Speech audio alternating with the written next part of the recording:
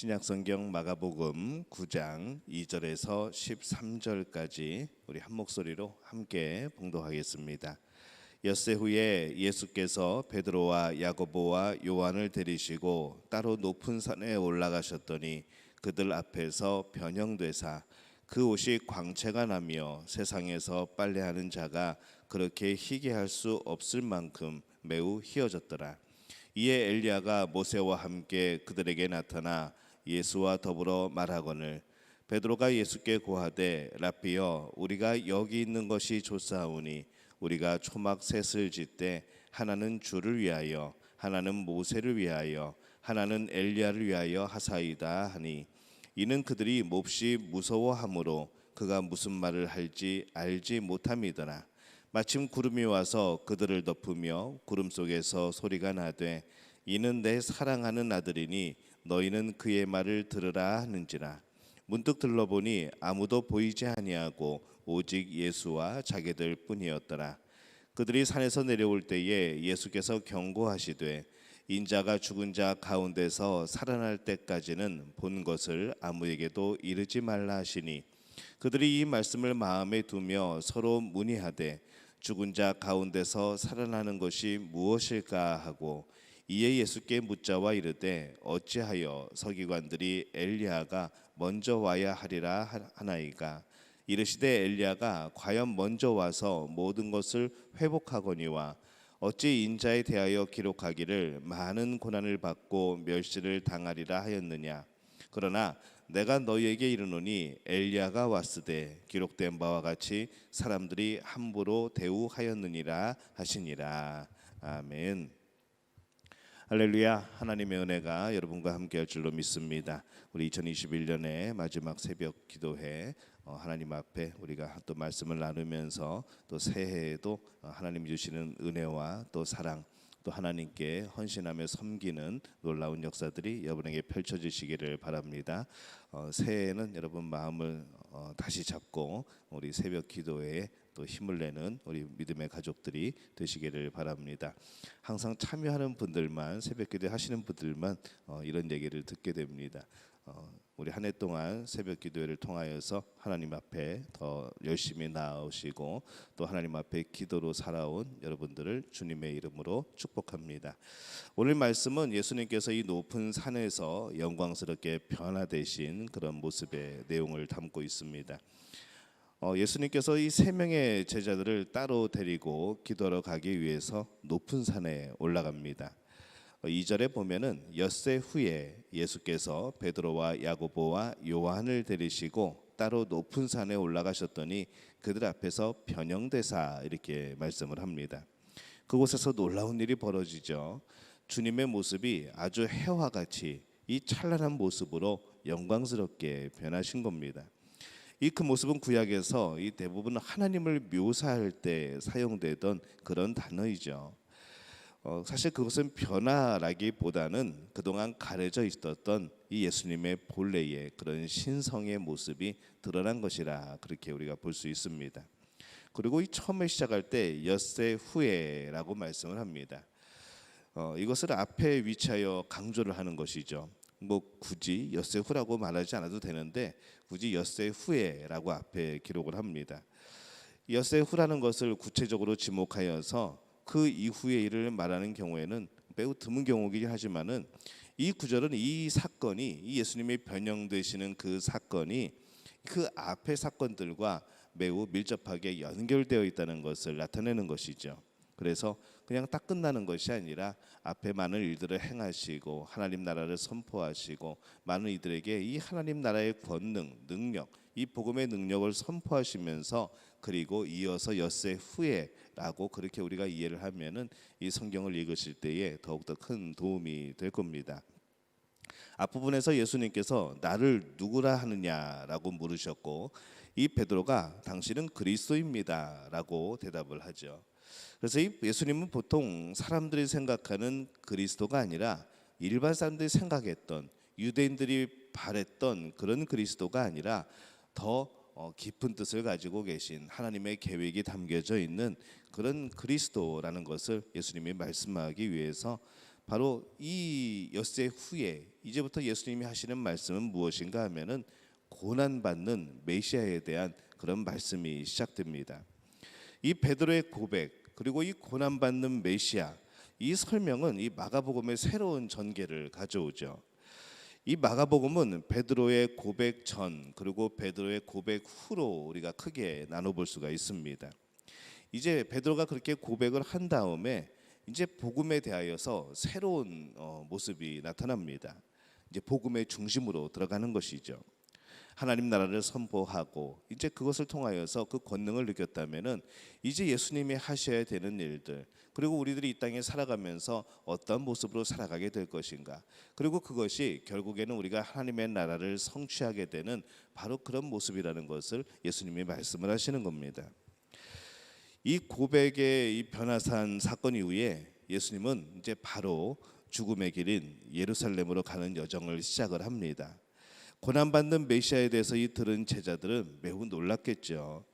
그런데 예수님은 이제 고난받는 메시아가 힘이 없어서 고난받는 것이 아니라 하나님의 영광을 가지신 분이 이 하나님의 능력을 가지신 분이 바로 그 하나님의 나라의 완성을 위하여서 하나님의 그 계획인 인류의 구원을 위하여서 바로 그 길을 가시는 것임을 가르치고 계시는 겁니다. 이제 그 가르침이 시작되는 것이죠. 예수님이 변하셨을 때 이 제자들은 뭐 하고 있었을까요? 자고 있었습니다. 잠에서 깨어난 제자들은 예수님이 두 사람과 함께 이야기를 나누고 있는 것을 보게 되죠. 4절에서 5절에 보면은 이에 엘리야가 모세와 함께 그들에게 나타나 예수와 더불어 말하거늘 베드로가 예수께 고하되 라삐여 우리가 여기 있는 것이 좋사오니 우리가 초막 셋을 짓되 하나는 주를 위하여 하나는 모세를 위하여 하나는 엘리야를 위하여 하사이다 하니 이렇게 기록을 합니다. 이 제자들은 그 사람들이 모세와 엘리야라는 것을 직감적으로 알 수 있었던 것 같습니다. 하늘에서 내려왔으니까 그들의 모습 또한 이 찬란한 빛으로 영광스러운 모습으로 그렇게 나타났겠죠. 이제 베드로가 이 잠결에 일어나서 그 광경을 보고 굉장히 정신이 없었습니다. 그래서 그가 이 성경에도 기록할 때에 정신없는 말을 한다고 그렇게 기록을 하죠. 장막 3개를 짓겠다고 그가 말을 합니다. 어떤 마음이었을까라고 생각을 해보면은 어쩌면 이 베드로는 아마 그 아름다운 광경을 좀 더 오래 보고 싶은 마음에 이 장막 3개를 짓고 거기에 이제 유하면서 거기에 머물면서 그것을 보자라는 의미였을 수도 있습니다. 근데 이 베드로는 참 중요한 실수를 하고 있는 것이죠. 그는 예수님과 모세와 바로 이 엘리야를 같은 위치에서 보고 있다는 겁니다. 3명 다 빛나니까 그냥 3분 다 거룩하신 분이구나 영광스러운 분이구나라고 하면서 마치 성전 3개를 짓는 것처럼 그렇게 장막 3개를 짓고 여기서 기다리고 바라보자라는 것이죠. 정말 이 말씀 그대로 베드로가 정신이 없었던 것이죠. 예수님이 변하셨을 때 이 모세와 엘리야가 내려와서 왜 예수님과 대화를 하였을까라는 생각을 해봅니다. 이 말씀에 또 참고를 위해서 누가복음 9장 31절 보면은 이렇게 기록을 합니다. 영광 중에 나타나서 장차 예수께서 예루살렘에서 별세하실 것을 말할세. 이 누가복음 9장 31절에는 이 장면에서 그렇게 또 부연 설명을 하죠. 영광 중에 나타나서 장차 예수께서 예루살렘에서 별세하실 것을 말할세. 이 나눈 이야기가 바로 이 내용인 겁니다. 이제 예루살렘에서 예수님의 십자가에 달려 돌아가시게 되는 것, 이것을 이제 이 모세와 엘리야가 또 예수님께 말씀하는 장면이 바로 이 장면입니다. 이 그들은 예수님과 예수님의 고난과 이 그 죽으심에 대해서 이야기를 나누고 있는 것이죠. 이것은 곧 율법서 그리고 이 선지서를 대표하는 바로 이 두 사람과의 대화를 통해서 이 성경이 바로 이 처음부터 예수님이 오시는 그때까지의 많은 그런 예언들 또 하나님이 계획하신 것들 그리고 십자가를 통하여서 그 모든 것이 이루어짐을 이야기를 나누고 있는 그런 장면이라고 우리가 볼 수 있습니다. 예수님은 지금 굉장히 영광스러운 모습입니다. 하나님의 모습이죠. 그런데 이 영광스러운 모습 속에서 무엇을 이야기를 나누고 있는가? 고난과 죽으심에 대해서 지금 그 말씀을 나누고 있습니다. 그것은 힘이 없기 때문이 아니죠. 예수님의 고난, 이 죽으심은 이미 성경을 통하여서, 이 예언을 통하여서 하나님의 계획에 의하여서 그 백성에게 이미 선포되어진 겁니다. 바로 그 메시아를 기다렸던 것이고 그 그리스도를 기다렸던 것이죠. 참으로 놀라운 신비인 겁니다. 예수님이 영광스럽게 변하신 모습을 오늘 이 말씀을 통해서 보는데, 이 높은 산에서의 예수님의 그런 변화되는 모습, 그것은 진정으로 예수님이 원래 누구이신가를 보여주는 겁니다. 사람들은 예수님을 그냥 유명한 선지자, 또 유명한 그런 선생님, 참 신비로운 사람 그렇게 보고 있지만은 예수님은 하나님이신 것이죠. 예수님의 고난은 참 영광스러운, 예수님이 그 사랑으로 가시는 그런 고난입니다. 사랑을 위해 가시는 것이죠. 근데 그 사랑의 방향이 어디인가 하면은 바로 우리들입니다. 바로 내 자신인 것이죠. 제자들의 고난도 그렇습니다. 그들이 존귀하지 않아서가 아니라, 그들이 하나님 나라에서 정말로 중요한 사람들이 아니어서가 아니라, 이 제자들이 고난을 당하고 나중에 결국 순교하게 되고 그 이후에 많은 사람들이 정말 그 복음 때문에, 그 예수님을 믿는 그 믿음 때문에 고난을 당하고 순교하는 그런 모습은 그들이 힘이 없어서가 아닙니다. 하나님 나라의 능력은, 하나님 나라의 권능은, 그 힘은 큰 힘을 가지고 있는 것이죠. 참 존귀한 존재이지만은 하나님 나라를 이루어가기 위하여서 우리들이 가야 되는 그러한 길인 겁니다. 그들은 그거를 알았던 것이죠. 가장 높은 산, 이 변화산이라고 부르는 그 가장 높은 곳에서 이제 가장 낮은 산, 영적인 의미로나 아니면은 그 당시에 평가되었던 의미로 가장 낮은 산, 골고다를 또 뜻합니다. 이 골고다까지의 주님의 여정은 주님의 힘이나 주님의 능력이나 주님의 신분에 대한 변화가 아닙니다. 주님은 늘 여전히 영광 그 자체인 것이죠. 주님은 복음 그 자체입니다. 주님은 하나님 그 자체입니다. 그분의 힘이 없어진 것이 아니고 약해진 것이 아닙니다. 동일한 분이 오직 우리의 구원을 위하여서 그 십자가의 길을 가시는 겁니다. 우리를 위하여서 고난을 당하시는 것이죠. 하나님 나라를 위해서 그 길을 가시는 겁니다.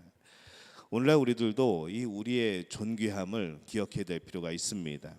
이 땅을 살아가면서 참 이 예수님을 믿는 사람들은, 이 우리들은 너무나도 약할 때가 있습니다. 정책 하나에, 아니면 어떤 규칙 하나에, 어쩌면은 이 세상 사람들이 말하고 있는 그런 관습 때문에 우리의 신앙의 모습이 흔들릴 때도, 우리 신앙 자체가 위협을 받을 때도 많은 것이죠.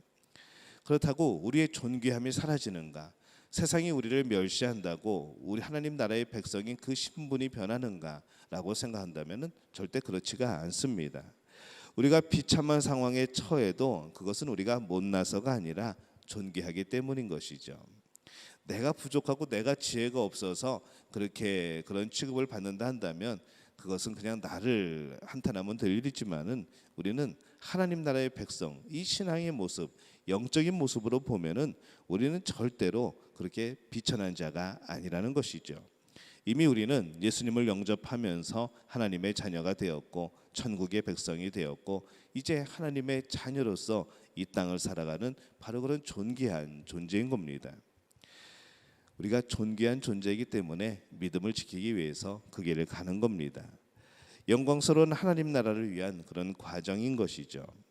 그래서 오늘 예수님의 이 변화산에서 선포하신 메시지, 이 말씀을 우리가 보면서 우리가 하나님의 백성으로서 이미 영광으로 가득하지만, 우리는 이미 하나님의 자녀이지만 우리는 이 하나님의 나라를 위해서 이 땅에서 어쩔 수 없는 고난의 길을 가는 것이라는 것을 늘 기억하시기를 바랍니다. 믿음 때문에, 예수님 때문에 하나님 나라를 위하여서 우리가 고난을 받는 것이라 한다면은 그 고난은 반드시 하나님이 갚아주실 줄로 믿습니다. 오늘 그 믿음을 가지고 나는 하나님의 존귀한 자녀라는 이 마음을 품고 오늘도 담대히 살아가는, 오늘 올해의 마지막 날을 정말 믿음으로, 굳건한 믿음으로 승리하는 우리 믿음의 가족들이 되어주시기를 예수님의 이름으로 축원합니다. 기도하겠습니다. 하나님, 은혜와 사랑에 감사를 드립니다. 그 누가 뭐라고 하여도 우리가 하나님의 자녀인 줄로 믿습니다. 그 누가 뭐라고 하여도 우리가 하나님 나라의 백성인 줄로 믿습니다. 하나님께서 우리를 위하여서 예수 그리스도를 통하여서 바로 그 십자가의 보혈로 인하여서 우리를 구원하시고 생명을 주신 바로 그러한 존재인 줄로 믿습니다. 오늘 우리의 믿음을 가지고 그 믿음을 지키기 위하여서 세상에서 받는 고난들을 두려워하지 않게 도와주옵소서. 내 자존심이 하나님 나라의 백성으로서의 자존심이 떨어지지 않도록 무너지지 않도록 우리를 붙들어 주옵소서. 오늘 하나님을 바라보며 예수 그리스도의 그 십자가를 바라보며 오늘도 승리하며 살아가는 복된 날 되게 도와 주시옵소서. 모든 것을 주님께 의탁하옵고 예수님의 이름으로 간절히 축복하며 기도하옵나이다. 아멘.